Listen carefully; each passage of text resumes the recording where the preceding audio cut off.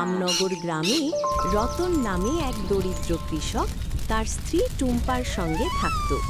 সকালবেলা মাটির ছোট ঘরে উনুন জ্বলেছিল, যার ওপর লোহার কড়াইতে সামান্য সবজি রান্না হচ্ছিল। হঠাৎ দরজায় কড়া নাড়ার শব্দ শোনা গেল। আরে, এত সাত সকালে কে এত জোরে জোরে দরজা পেটাচ্ছে?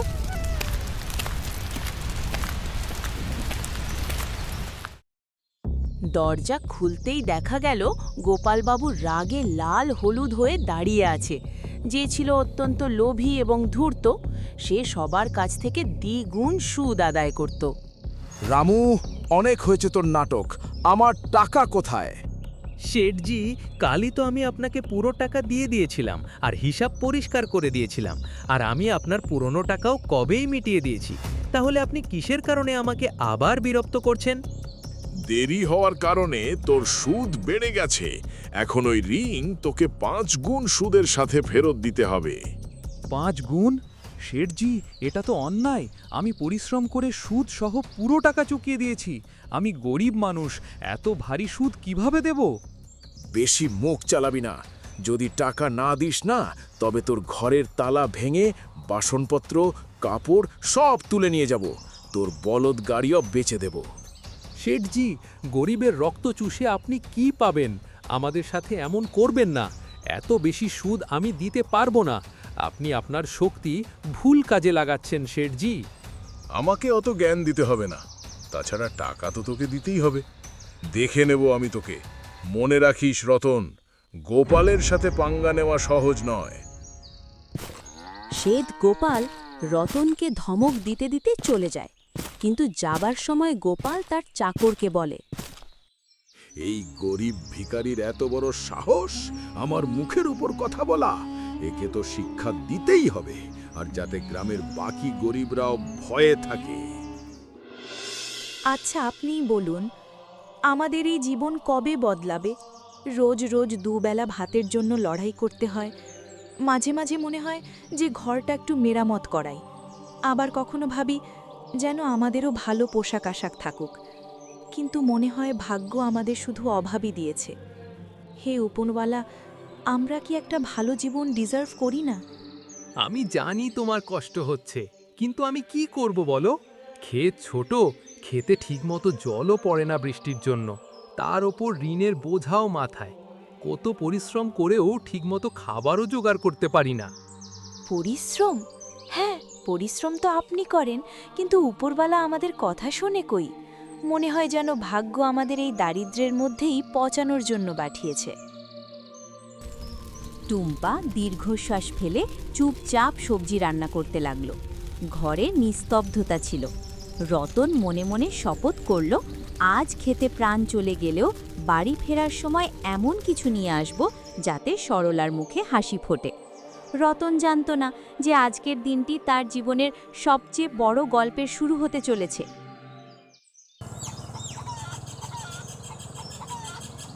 সকালবেলা রতন খেতে যাবার জন্য বাড়ি থেকে বেরিয়ে পড়ল।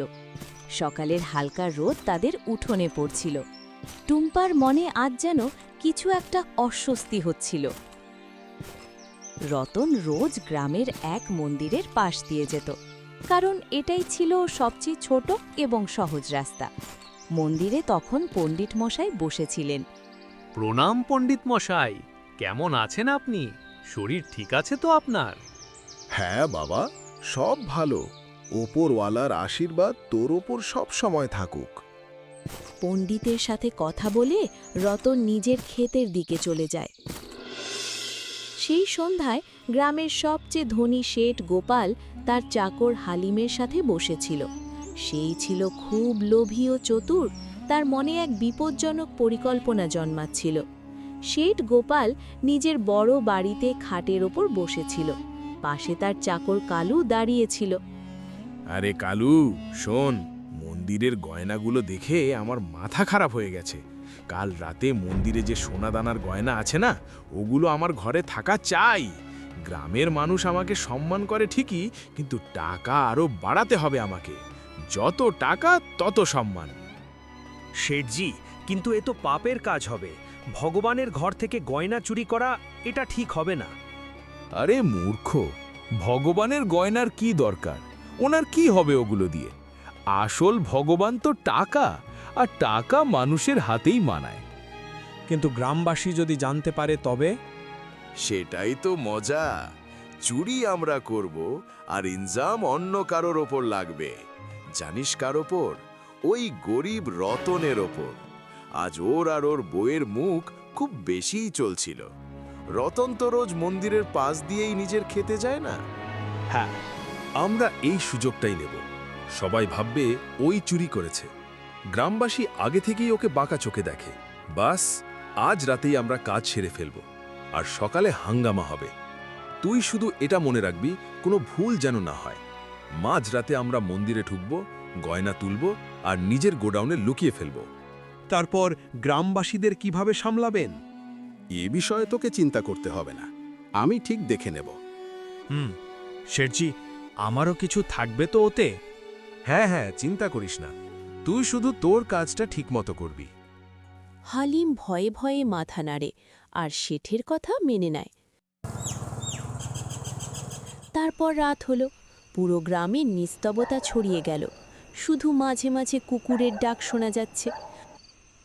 আর গোপাল এই নিস্তবতার সুযোগ নিয়ে চুরি করতে চলে যায়, তার চাকর হালিমকে সাথে নিয়ে। আর গোপাল মন্দিরে পৌঁছে তার চাকরকে দিয়ে গয়নাগুলো চুরি করায়। পাশে অন্ধকারে একটা কালো বিড়াল ম্যাও ম্যাও করে চলে যায়।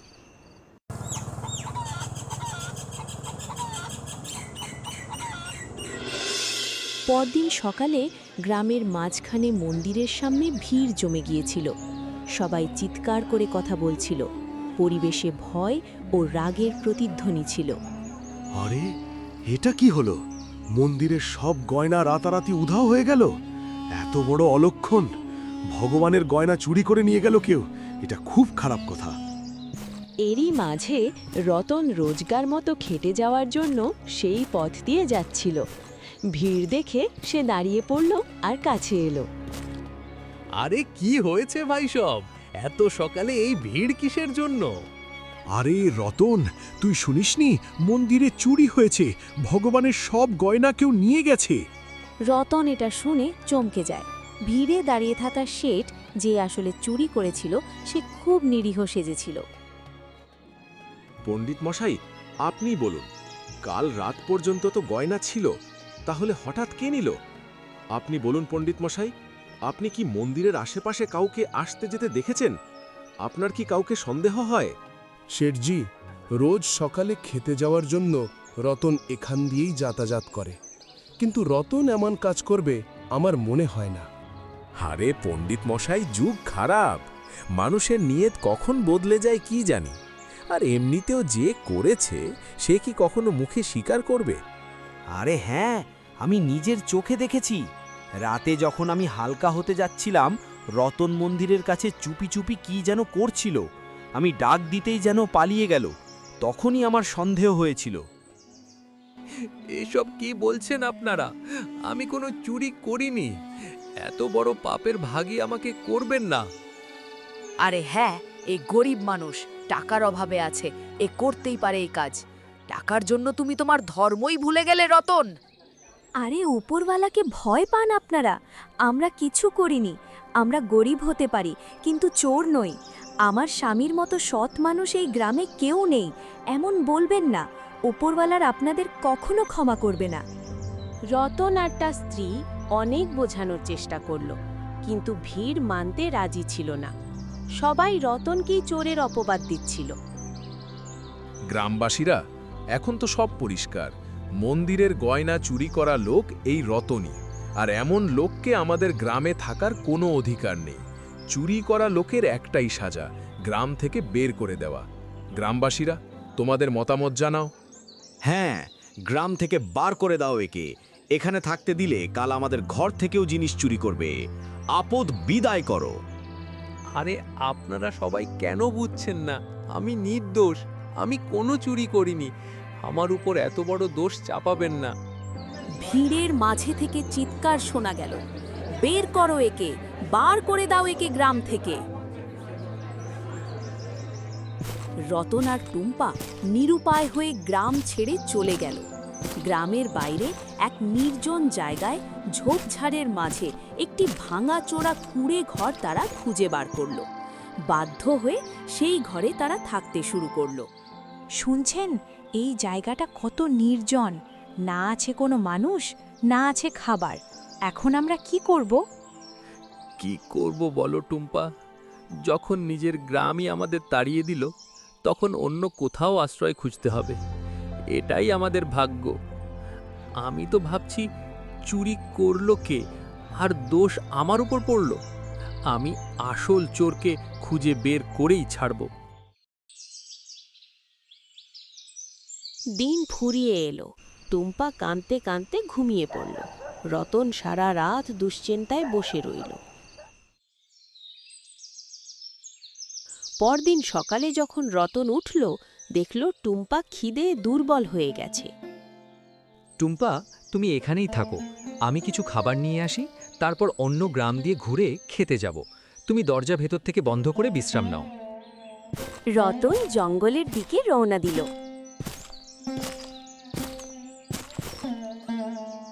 সে টুম্পাকে কিছু ফল আর নদী থেকে জল এনে দিল। তারপর রতন অন্য রাস্তা দিয়ে খেতে যাওয়ার জন্য বের হলো। হঠাৎ গভীর জঙ্গলের সামনে এক সাধু বাবা উপস্থিত হলেন। তার লম্বা দাড়ি আর বস্ত্র আলাদা এক আভা দিচ্ছিল। রামু তার কাছে গেল। বাছা, তুই কে? তোর মুখে চিন্তার রেখা পরিষ্কার দেখা যাচ্ছে। বাবা, আমি এই গ্রামেরই বাসিন্দা, কিন্তু এখন গ্রামবাসীরা আমাকে বের করে দিয়েছে। সবাই আমার উপর চুরির মিথ্যে অপবাদ দিচ্ছে। আমি কোনো চুরি করিনি বাবা, আমি কোনোদিন কারোর খারাপও করিনি। তো অপরবালা আমার সাথে কেন এমনটা করছেন? রতন কাঁদতে কাঁদতে সাধু বাবাকে সব কথা বলল। শেঠের ঋণ, গ্রামবাসীর দোষারোপ আর মন্দিরের চুরির ঘটনা। বাছা, তোর চোখে ছলনা নেই। তুই সত্যবাদী ও পরিষ্কার হৃদয়ের মানুষ। তোর কষ্ট আমি বুঝতে পারছি। এই পৃথিবী প্রায়ই গরিবের ওপর মিথ্যে অপবাদ দেয়, কিন্তু চিন্তা করিস না, উপরওয়ালা বিচার করেন। আসল চোর জলদি সামনে আসবে, এটা আমার আশীর্বাদ। কিন্তু বাবা, কিভাবে? সবাই আমাকেই দোষী মানছে। আমি কিভাবে প্রমাণ করব যে আমি নির্দোষ? এই জঙ্গলে এক অভিশপ্ত প্রাণী থাকে। সে নিজের চোখে আসল চোরকে দেখেছে। সেই তোকে সত্য পর্যন্ত পৌঁছাতে সাহায্য করবে। কিন্তু মনে রাখিস, সেই প্রাণীকে খুঁজে পাওয়া সহজ নয়। তার কাছে যেতে হবে, তার বিশ্বাস জিততে হবে, তবেই সে সাহায্য করবে। অভিশপ্ত প্রাণী? বাবা, সে কে? আমি তাকে কিভাবে খুঁজব? সে একটি অভিশপ্ত কালো বিড়াল। সত্যি কথা হলো, তার চোখ সেই দৃশ্য দেখেছে যা অন্য কেউ দেখেনি। যা বাছা, সেই প্রাণীকে খোঁজ আর তার সাহায্য চা। ওই বিড়াল তোর জীবন বদলে দেবে। যা বাছা, সত্যের শক্তি তোর সাথে আছে। সাধু বাবা রতনকে আশীর্বাদ দিয়ে হঠাৎ অদৃশ্য হয়ে গেলেন। রতন বুঝতে পারল এটা উপরওয়ালারই লীলা। রতন তখনই বিড়ালটিকে খুঁজতে বের হলো। রতন জঙ্গলে অনেক খোঁজাখুঁজি করল, কিন্তু তবুও সে সেই বিড়ালের দেখা পেল না। তারপর রতন হতাশ হয়ে যখন বাড়ি ফিরছিল, হঠাৎ তার নজর এক কালো বিড়ালের উপর পড়ল। তার চোখ যেন ঝলঝল করছিল, যেন সেও রতনকে খুঁজছিল। ও বিড়াল দিদি, তুমি কি সেই যার কথা সাধু বাবা বলেছিলেন? তুমি কি দেখেছিলে ওই রাতে আসল চোরকে? বিড়াল দিদি, তুমি কি আমাকে সাহায্য করবে? আমার ওপর মিথ্যে দোষ দিয়ে আমাকে গ্রাম থেকে বের করে দেওয়া হয়েছে। বিড়ালটি তার চোখের দিকে তাকালো। রতনের পরিষ্কার হৃদয় দেখে যেন সে সব বুঝতে পারল। হঠাৎ বিড়ালের চোখ থেকে এক অদ্ভুত আলো বের হলো এবং সে মানুষের গলায় কথা বলে উঠল। রতন, তোমার সাথে বড় অন্যায় হয়েছে। মন্দিরের গয়না তুমি চুরি করনি। আসল চোর তোমাদের গ্রামের শেঠ গোপাল আর তার চাকর হালিম। দুজনে মিলে মন্দির থেকে গয়না চুরি করেছে, আর দোষ তোমার ওপর চাপিয়েছে, যাতে কেউ সন্দেহ না করে। কি? গ্রামের শেঠ যে সবার সামনে ধর্ম আর দয়া দাক্ষিণ্যের কথা বলে? মা বিড়াল, এখন আমি কি করব? এই সত্যি গ্রামবাসীদের কাছে কিভাবে পৌঁছাবো? সময় আসতে দাও রতন ভাই, সত্যকে কেউ চেপে রাখতে পারে না। আমি তোমাকে সাহায্য করব। তুমি আমাকে কাল গ্রামে নিয়ে চলো। আমি ওখানে গিয়ে সবাইকে সত্যি কথা বলবো আর তোমাকে নির্দোষ প্রমাণ করব। রতন বিড়ালের কথা শুনে শান্তি পেল। ও বাড়ি গিয়ে তার স্ত্রী টুম্পাকে সব কথা বলে। পরদিন সকালে রতন আর টুম্পা বিড়ালটিকে নিয়ে গ্রামে গেল এবং সবাইকে ডাকল।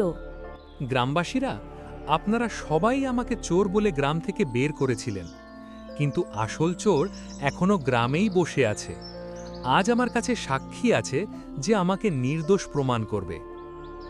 গ্রামবাসীরা শোনো, আসল চোর রতন নয়, আমি নিজের চোখে দেখেছি।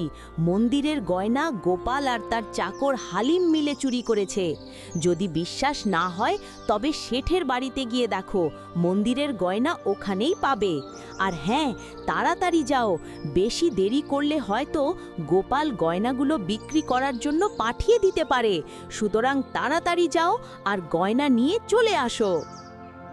বিড়ালকে কথা বলতে দেখে সবাই চমকে গেল। গ্রামের কিছু লোক শেঠের বাড়িতে গেল। সেখানে তারা গয়না খুঁজে পেল। এখন পুরো গ্রামে কথা হতে লাগলো, শেঠ চোর, শেঠ চোর। শেঠ চতুরতার সাথে সব দোষ চাকরের ওপর চাপিয়ে দিল। আরে না না, আমি চোর নই, এসব আমার চাকরের কাজ, ওই চুরি করেছে। আমি তো নিজেই অবাক। শেঠ সব গয়না মন্দিরে ফেরত রাখল, কিন্তু গ্রামে তার আর কোনো সম্মান রইল না। গ্রামবাসীরা রতনের কাছে ক্ষমা চাইল এবং সসম্মানের সাথে তাদের গ্রামে ফিরিয়ে আনল। রতন আর তার স্ত্রী টুম্পা আবার তাদের বাড়িতে ফিরে এলো। সন্ধ্যার সময় হালকা ঠান্ডা বাতাস বইছিল। রতন কথা বলা বিড়ালের সাথে তার ক্ষেতের দিকে যাচ্ছিল। মা বিড়াল, আজ যদি তুমি না থাকতে তবে আমার জীবন বরবাদ হয়ে যেত। তোমার কারণেই আমি সম্মান ফিরে পেলাম। তোমাকে অনেক অনেক ধন্যবাদ। আর হ্যাঁ রতন, এখন আমি তোমাকে একটা শেষ কথা বলতে চাই। হঠাৎ এক তেজ আলো বিড়ালের চারদিকে ছড়িয়ে পড়ল। বিড়ালটি চমকাতে শুরু করলো এবং পলক ফেলতেই সেই বিড়ালটি এক সুন্দরী পরীতে বদলে গেল। আরে, এটা কি হলো? তুমি হঠাৎ পরি কিভাবে হয়ে গেলে? তুমি কে? হ্যাঁ রতন, আমি একজন পরী। আমি স্বর্গ থেকে অভিশাপ পেয়েছিলাম। আমি এই অভিশাপ থেকে মুক্তি পাওয়ার জন্যই পৃথিবীতে এসেছিলাম। যতক্ষণ না আমি পৃথিবীতে কোনো সৎ ও ভালো মানুষের সাহায্য করি, ততক্ষণ আমাকে এই বিড়ালের রূপেই থাকতে হতো। তুমি একজন সৎ ও দয়ালু মানুষ, তাই তোমাকে বাঁচিয়ে আমি নিজেও অভিশাপ মুক্ত হলাম। এই খুশিতে আমি তোমার একটি ইচ্ছা পূরণ করব। তুমি কি চাও বলো? রতনের চোখ যেন চমকাচ্ছিল। সে আনন্দে আত্মহারা হয়ে পড়ল। তারপর সে পরীকে বলল, আমার জীবন দারিদ্র্যে ঘেরা।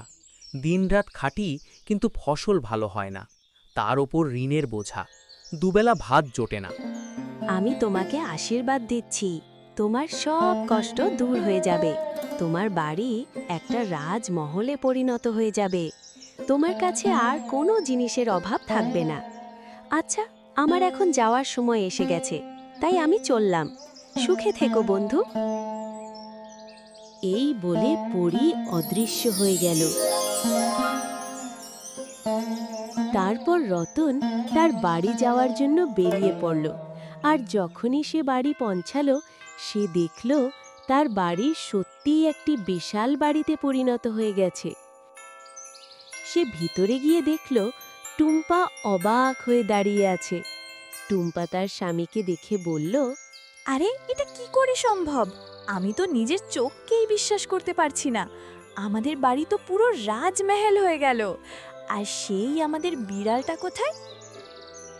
তারপর রতন তার স্ত্রীকে সব কথা বলল যে সেই বিড়াল আসল বিড়াল ছিল না, সে আসলে পরী ছিল। তারপর আর কি, তারা সুখে শান্তিতে বসবাস করতে লাগল। রতন তখনও সাধারণ কাপড় পরেই থাকত, ওর মধ্যে একটুও অহংকার এলো না। ও সবসময় সেই পরীর কথা মনে রাখল। এখন রতন গ্রামের সব গরিব মানুষদের সাহায্য করতে লাগল। পরী উপর থেকে এই সব জিনিস দেখে মনে মনে খুব গর্ব করল। তার মনে হলো যে সে তার শক্তির ঠিক ব্যবহার করেছে।